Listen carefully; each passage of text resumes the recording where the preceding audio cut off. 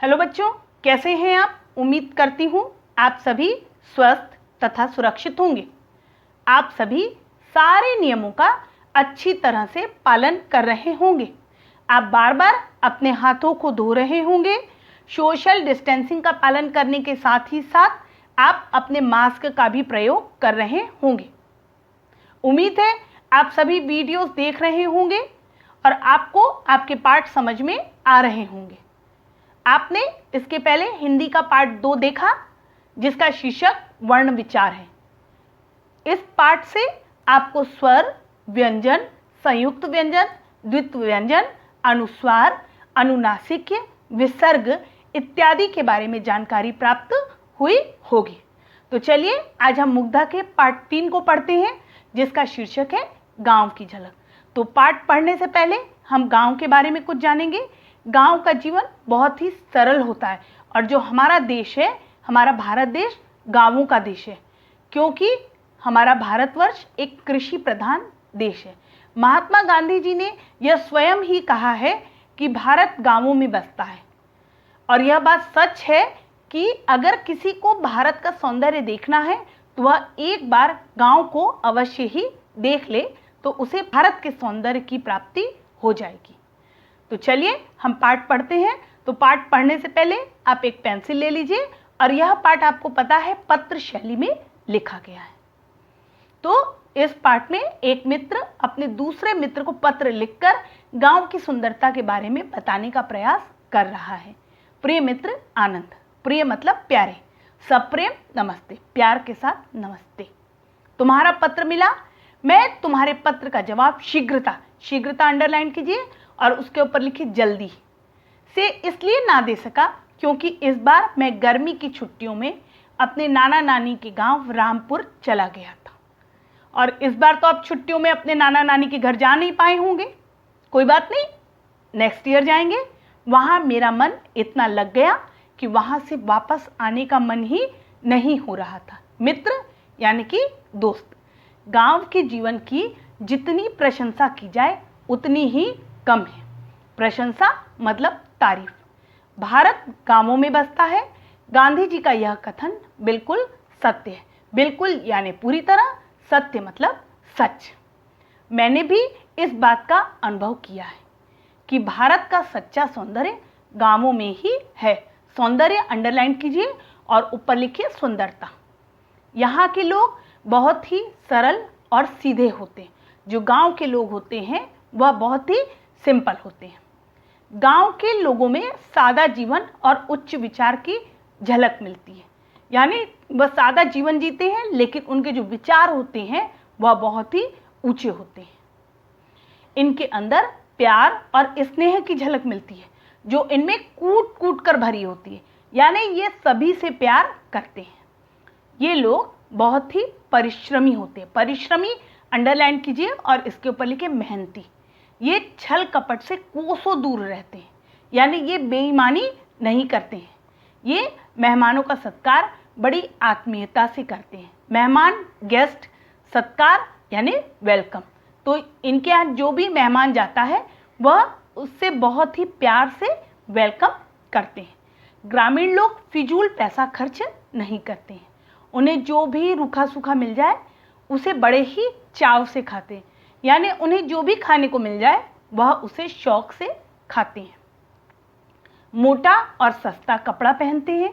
गांव के लोग प्रातःकाल सूर्योदय से पहले ही उठ जाते हैं। सूर्योदय सूर्य के निकलने से पहले, प्रातःकाल सुबह, यानी गांव के लोग सूर्य निकलने के पहले उठ जाते हैं। वह अपने मवेशियों को चारा खिलाते हैं और दिन भर खेतों में कड़ी मेहनत करते हैं। मवेशियों को अंडरलाइन कीजिए और लिखिए पशुओं। गांव में मैं भी सुबह बहुत जल्दी उठ जाता था। फिर दैनिक क्रिया यानी रोज का काम निवृत्त पूरा करके रोज के काम को पूरा कर लेता था। मेरे नाना जी के पास एक गाय थी। मैं रोज उसका दूध पीता और मामा जी के साथ खेतों में निकल पड़ता। यानी वह गाय का दूध पीकर अपने मामा जी के साथ खेतों की तरफ चला जाता था। यहाँ प्रातःकाल का मौसम बड़ा ही सुहावना होता है। सुहावना मतलब बहुत अच्छा। चिड़ियों की चहचहाहट कल कल करती नदी का स्वर, दूर तक फैली हरियाली और लहलहाते खेत, फलों से लदे वृक्षों से जो आत्मसंतोष और प्रसन्नता मिलती है वह धुआं उगलती चिमनियों, कारखानों, क्लोरीन मिले पानी, सड़क पर गाड़ियों के कोलाहल और हवा की पहुंच से दूर घने बसे घरों के वातावरण से पूर्ण नगरों में कहाँ। यानी जो गांव में जो प्रकृति के साथ रहने का अवसर मिलता है वह अवसर शहर में नहीं है, क्योंकि शहर में चारों तरफ कोलाहल होता है, शोर होता रहता है, कारखानों से गंदा धुआं निकलता है और गाड़ियों का धुआं निकलता है, तो हमें शहरों में शुद्ध वायु नहीं मिलती है। गांव में ही मैंने प्रकृति का शुद्ध रूप देखा। जो हमारे चारों तरफ का वातावरण होता है उसे हम प्रकृति कहते हैं। जो आनंद मुझे यहाँ के बाग बगीचे, कच्चे लिपे पुते खपरेल से बने घरों में प्राप्त हुआ वह शहर में कभी नहीं हुआ। आपको पता है जो गांव में घर होते हैं वो मिट्टी के बने होते हैं, लोग मिट्टी से बनाते हैं, उनकी छत नहीं होती है, छतों की जगह वह खपरेल रख देते हैं। तो शहर में पक्के घर होते हैं, लेकिन गांव जितना आनंद पत्र लिखने वाले को शहर में नहीं मिलता है। शहरों में तो हर जगह मिलावट और धोखाधड़ी ही दिखाई पड़ती है। जो शहर के लोग होते हैं वह मिलावट करते हैं, वह दूसरों को धोखा देने के लिए तैयार रहते हैं, लेकिन गांव के लोग ऐसा नहीं करते हैं। गांव में थोड़े ही दिन रहकर मुझे आभास हुआ, आभास मतलब फील होना, महसूस होना कि यहाँ के दीनहीन मतलब गरीब किसानों का शोषण हो रहा है। शोषण मतलब अत्याचार हो रहा है। जो सुविधाएं मिलनी चाहिए वह नहीं मिल पा रही है, यानी उन्हें जो फैसिलिटीज़ मिलनी चाहिए उन्हें नहीं मिल पा रही है। पर्याप्त बिजली नहीं मिलती है, अस्पतालों की सुविधाएं नहीं है, शिक्षा के लिए उन्हें शहर आना पड़ता है, पर्याप्त शिक्षा की सुविधा भी नहीं हो पाती है। जो किसान दिन रात मेहनत करके हमारे लिए अनाज पैदा करते हैं वही किसान भूखे मर रहे हैं। यानी जो अनाज पैदा करता है उसे भी कई बार भूखे रहना पड़ता है। भोले भाले किसानों को सूदखोर महाजनों एवं मुनाफाखोर व्यापारियों के शोषण का शिकार होना पड़ता है। जो किसान होते हैं वह जरूरत पड़ने पर क्या करते हैं, व्यापारियों से या महाजनों से कर्ज ले लेते हैं और उन्हें इनको लिए गए कर्ज से ज़्यादा पैसे चुकाने पड़ते हैं। यह हम भारतवासियों के लिए वास्तव में शर्म की बात है कि हम इन किसानों की तरफ ध्यान नहीं दे रहे हैं। बढ़ती हुई महंगाई और बेकारी यानी काम की कमी ने ग्रामीणों के जीवन को कुंठित और निराशामय बना दिया है। जो गांवों का जीवन होता है वह क्या हुआ है, गांव के लोग कुंठाग्रस्त हो गए हैं, वह निराशा से घिर गए हैं। गांवों में अस्पतालों, विद्यालयों और रोजगारों का अभाव है। यानी गांव में क्या होता है, अस्पताल भी कम है, विद्यालय कम है और कुछ समय जब फसल उनकी पक जाती है उसके बाद कुछ समय के लिए यह बेरोजगार रहते हैं, तो वहाँ पर इन सभी चीज़ों का अभाव है, जिससे गांव के लोगों का पलायन शहर की ओर हो रहा है, जिस कारण जो गांव के लोग हैं वह शहरों की तरफ जा रहे हैं। गांव की दुर्दशा देखकर, दुर्दशा यानी कि बुरी दशा देखकर मेरा मन द्रवित हो उठा, यानी मेरे मन में दया आने लगी। मैंने यह संकल्प लिया, यानी प्रण लिया, संकल्प मतलब प्रण लेना, कि बड़ा होकर मैं डॉक्टर बनूंगा और गांव में जाकर एक अस्पताल खोलूंगा तथा गांव के लोगों की सेवा करूंगा। वास्तव में यह बात तो राजहंस ने बहुत अच्छी की कि उसने प्रण लिया है कि वह गांव के लोगों की सेवा करेगा। अच्छा मित्र, अब लिखना बंद करता हूँ।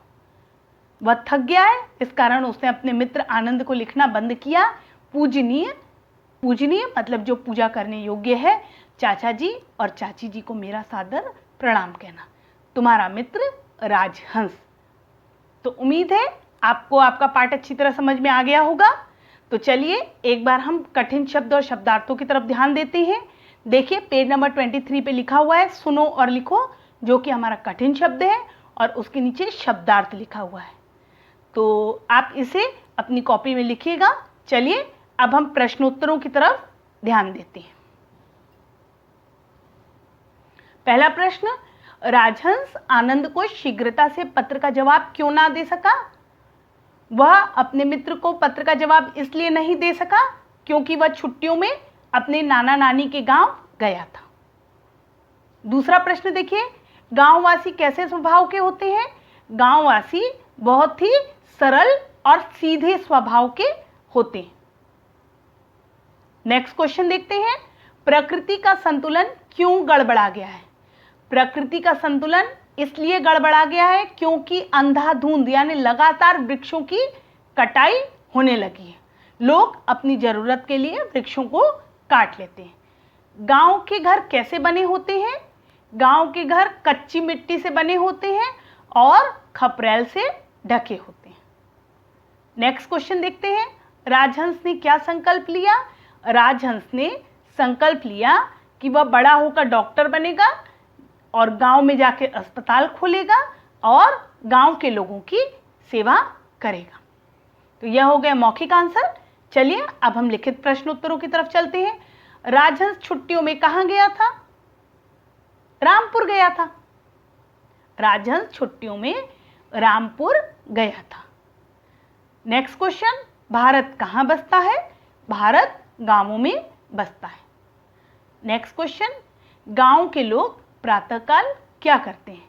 गांव के लोग प्रातःकाल सूर्योदय से पहले उठ जाते हैं और अपने खेतों की तरफ चले जाते हैं। नेक्स्ट क्वेश्चन, गाय किसके पास थी? गाय राजहंस के नाना के पास थी।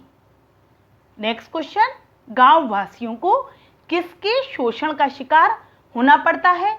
गांव वासियों को सूदखोर महाजनों और मुनाफाखोर व्यापारियों के शोषण का शिकार होना पड़ता है। नेक्स्ट क्वेश्चन देखिए, गांव के लोगों का पलायन शहर की ओर क्यों हो रहा है? गांव में रोजगारों का अभाव है, इस कारण गांव के लोगों का पलायन शहर की तरफ हो रहा है। तो यह तो हमारे प्रश्नोत्तर कंप्लीट हो गए। चलिए अब हम नेक्स्ट क्वेश्चन की तरफ चलते हैं। देखिए, सही उत्तर पर सही का निशान लगाओ। भारत पाकिस्तान गांवों का देश है। सिंपल है, भारत गांवों का देश है। शहर गांव के लोग बहुत ही सरल होते हैं। गांव के लोग बहुत ही सरल होते हैं। गांव के लोगों में सादा जीवन, उच्च विचार की झलक या योजना मिलती है, झलक मिलती है।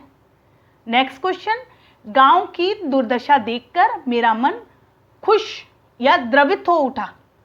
तो दुर्दशा देखकर किसी का भी मन खुश नहीं होता है, द्रवित हो उठा। गांव में ही प्रकृति का शुद्ध या अशुद्ध रूप देखने को मिलता है। सिंपल सी बात है, शुद्ध रूप देखने को मिलता है। नेक्स्ट क्वेश्चन, जोड़े बनाओ। भारत के गांवों में ही क्या है? सच्चा सौंदर्य। हमें प्रातःकाल उठ जाना चाहिए सूर्योदय से पहले। नेक्स्ट क्वेश्चन, गांव में प्रातःकाल का मौसम डैश होता है, सुहावना होता है। गांव के दीनहीन किसानों का हो रहा है शोषण। महंगाई और बेकारी के कारण गांव के लोग नगरों की ओर कर रहे हैं, क्या कर रहे हैं? पलायन। अब नेक्स्ट क्वेश्चन है, दिए गए शब्दों से वाक्य बनाओ। यह आपका होमवर्क है, ठीक है। इसके बाद देखिए, हम भाषा कौशल का पहला प्रश्न देखते हैं। विलोम शब्द लिखिए। प्रशंसा, निंदा। प्रशंसा यानी तारीफ करना, निंदा बुराई करना। पवित्र, अपवित्र। खुशी, दुखी। सत्य, असत्य। दिन, रात, अंदर, बाहर। नेक्स्ट क्वेश्चन हम देखते हैं, समश्रुत भिन्नार्थक शब्दों के सही अर्थ पर निशान लगाओ। देखिए, पता और पत्ता, तो इसका आंसर होगा पता मतलब ठिकाना और पत्ता मतलब पर्ण। नेक्स्ट, कम और काम। अल्प मतलब कम और कार्य मतलब काम मतलब कार्य। कम और काम, इसका अर्थ होगा अल्प और कार्य। मन और मान। मन मतलब इच्छा, मान मतलब सम्मान। अंतर और अनंतर। अंतर यानी फर्क और अनंतर यानी कि बाद।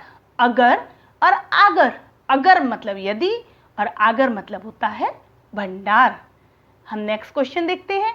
इक और इत प्रत्यय लगाकर शब्द बनाओ।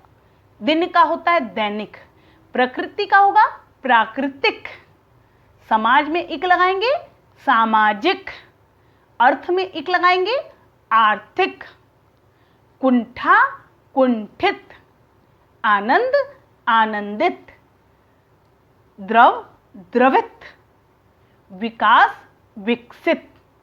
तो यह हमारा चैप्टर कंप्लीट हो गया।